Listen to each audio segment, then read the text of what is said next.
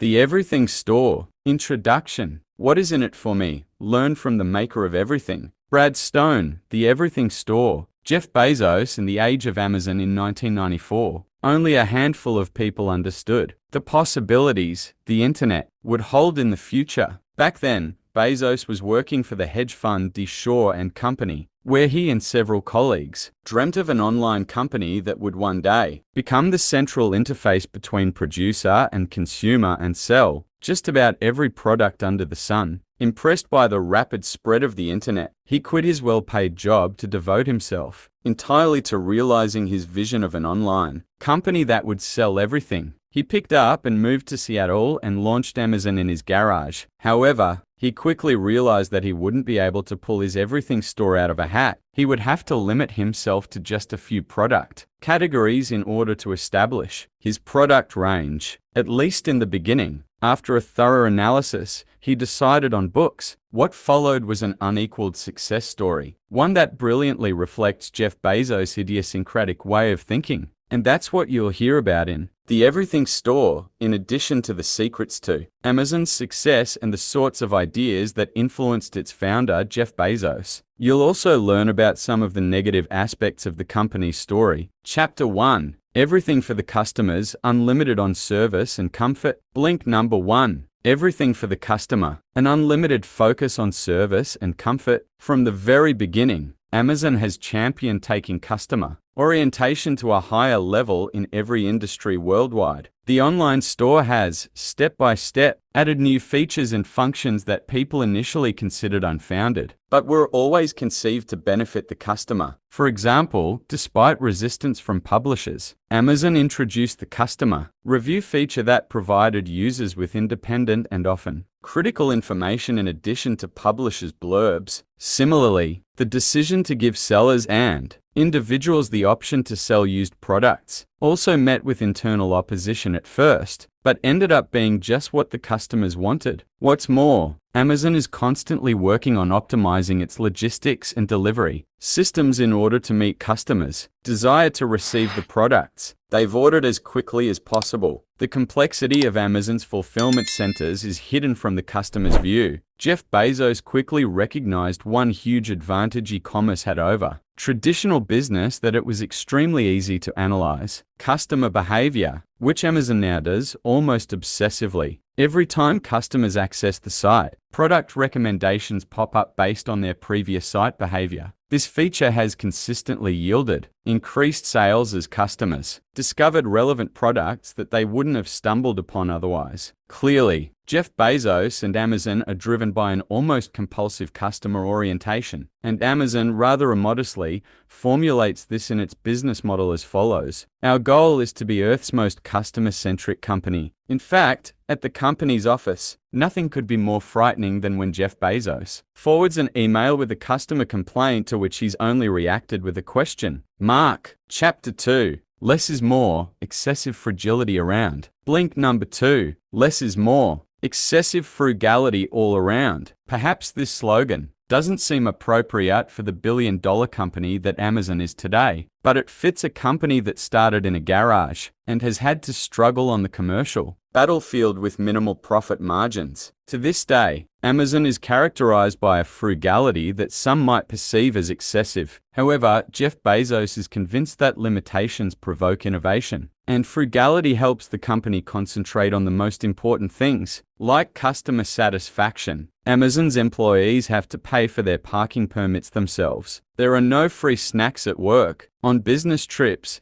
they have to sleep in double rooms, and managers even have to pay for their own flights. In general, the corporate culture at Amazon is harsh and has a fiercely competitive structure. The motto is, you can work long, you can work hard, you can work smart, but at Amazon, you can't choose 2 out of 3. Amazon's fulfillment centers display this quite clearly. Poorly paid employees have to walk distances of up to 30 kilometers per day to retrieve goods. Despite all the movement within these colossal halls, they are extremely silent. Employees can be fired for talking with each other. Finally, since its inception, Amazon has repeatedly hired tens of thousands of temporary workers, especially during high seasons such as Christmas time, only to let the majority of them go afterwards. Amazon's approach is simple. It establishes fulfillment centers in economically weak areas, which initially meet with approval, since many believe that they will improve the local economic situation. But Amazon is merely exploiting the opportunity to hire cheap labor and fires the workers later when the high season is over, knowing well that the region will have more temporary workers on standby the next time the company needs them. Chapter 3. Unusual yet effective, a unique corporate culture. Blink number 3. Unusual yet effective, a unique corporate culture. Amazon's corporate culture is unique. For example, nobody gives presentations at internal meetings. Instead, employees have to write a 6-page paper explaining their ideas, which all the meeting participants, including Bezos himself,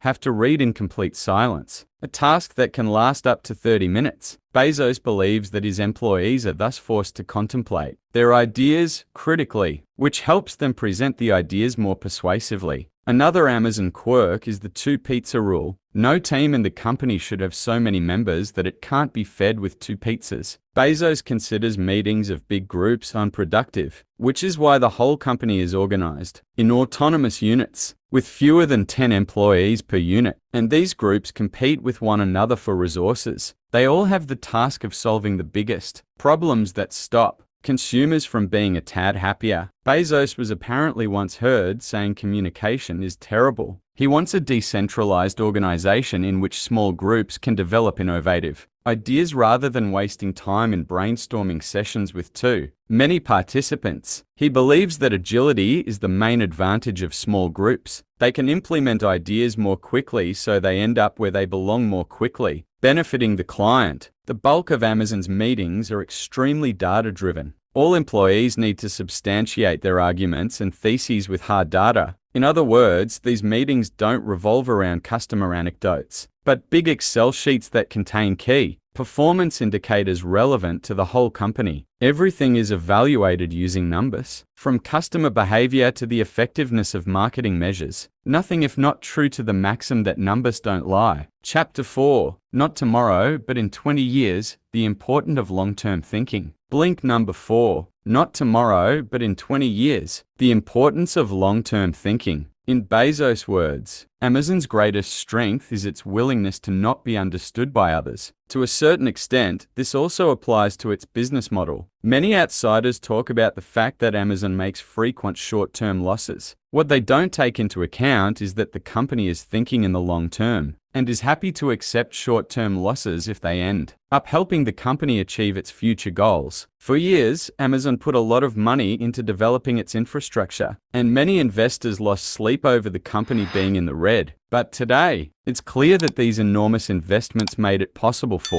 Amazon to solidify its position as a universal online retailer, which is practically a license to print money. Later, Bezos preaches that just about anything you have to do to proactively make customers happy is fair game. Even if it costs money in the short term, it creates a loyal clientele that will ultimately bring money into the company. The ebook makes for an interesting example. When the ebooks started getting popular, Bezos decided to sell them for $9.99 per book. Since Amazon bought copies of the ebooks for the same price as their printed equivalents, the company lost around $5 per book sold. Bezos accepted this because he was convinced that publishers would have to lower their prices sooner or later, and he wanted to establish Amazon as the go-to-market place for ebooks. This was ultimately how the business hit the billion-dollar mark and made room for the sensational success of the Kindle. The fundamental difference between Amazon and other companies is its extreme focus on the long term. From the start, Bezos was driven by an immense vision, and he knew that it would take decades to come to fruition. Chapter 5. Beyond Amazon, Bezos' private project. Blink number 5. Beyond Amazon, Bezos' private projects. Jeff Bezos' private and non-Amazon projects are also a testament to his long-term thinking. He's currently financing the construction of an underground clock in Texas that is designed to run for 10,000 years with hardly any maintenance. Danny Hills, the inventor of the clock, says that the clock of the long now will only tick once per year. The century hand moves once every 100 years, and after every millennium. A cooker comes out of the clock and sings. If all goes as planned, this iconic creation will become a major attraction. The idea behind the clock is to give people a feeling for wider time horizons and to defend long-term thinking. Similarly, it wants to change our perspective of time in the same way that photographs of the Earth taken from outer space gave us a new understanding of space. At the moment, Bezos' most well-known project is the Blue Origin space program, which focuses on the development of technologies that will make it possible for people to fly into space for far less money and with less difficulty than ever before. Step by step, Blue Origin's technologies will build on each other and enable more and more flights. The project's long-term goal is a permanent presence of humans in outer space. Ever since childhood, Jeff Bezos' dream has been to fly to outer space. His motivation for the rest of his later efforts to get rich. Chapter 6. Learning from, rewards for the doers and the brave. Blink number 6. Learning from mistakes. Rewards for the doers and the brave. During the .com boom in the late 1990s, Amazon lost hundreds of millions of dollars buying startups on the verge of bursting.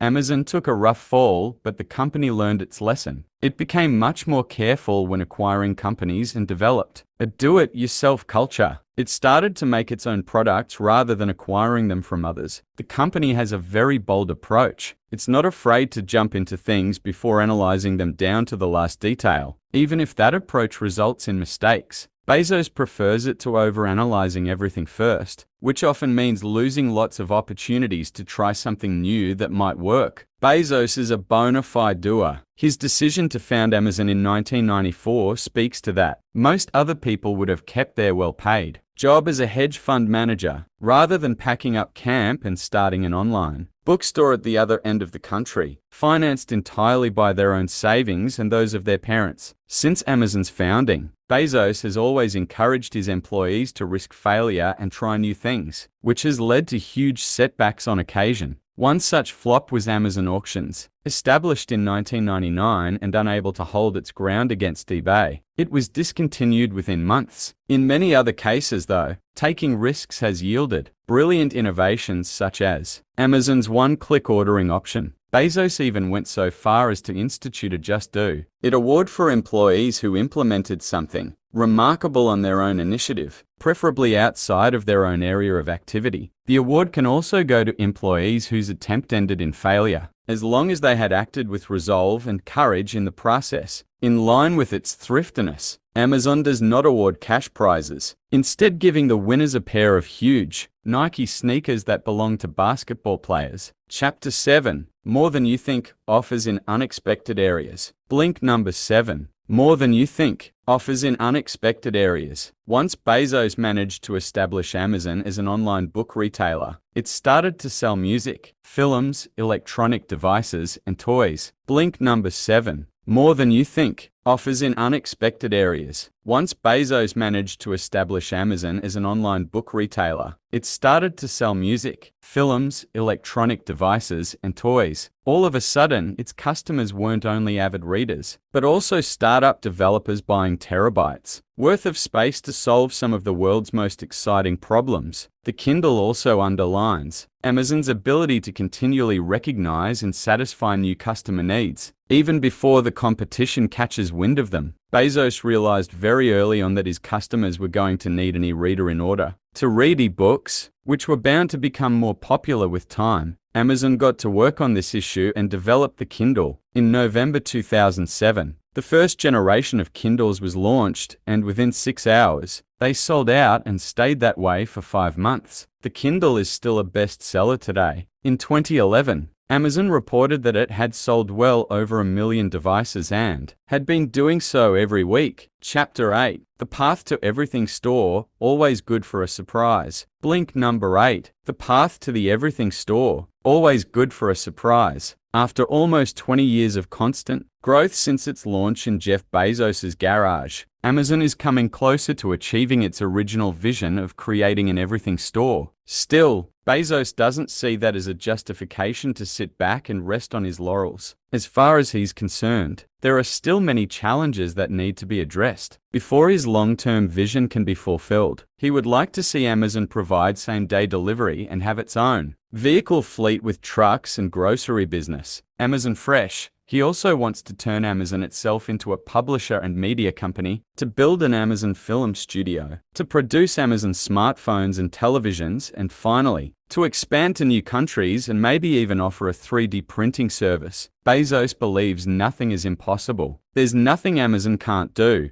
no product it can't sell online. He thinks that there's simply too much left to invent, too much waiting to be discovered in the future, and most people still haven't the slightest idea of what the internet will make possible. For him, the journey has just begun. Jeff Bezos' unique way of thinking made Amazon what it is today, a company that is constantly evolving, one that rewrites the rules day after day and will never stand still. After many grueling years, it has essentially become the everything store, even if its founder thinks he's just taking off on his journey. Right now, the company's turnover is already at $75 billion per year. In conclusion, you've just listened to our Blinks to the Everything Store by Brad Stone. The key thing to remember from this book is that strong customer orientation, long-term thinking, and the drive to evolve and improve are the qualities that make Amazon what it is. The company's unequaled success can undoubtedly be traced back to the way of thinking promoted by its founder, Jeff Bezos. He stands out in particular for his willingness to take risks and try new things, as well as for his future-oriented thinking, which is also exemplified by his other projects, such as a private space program and a 1000 year clock. Last thing,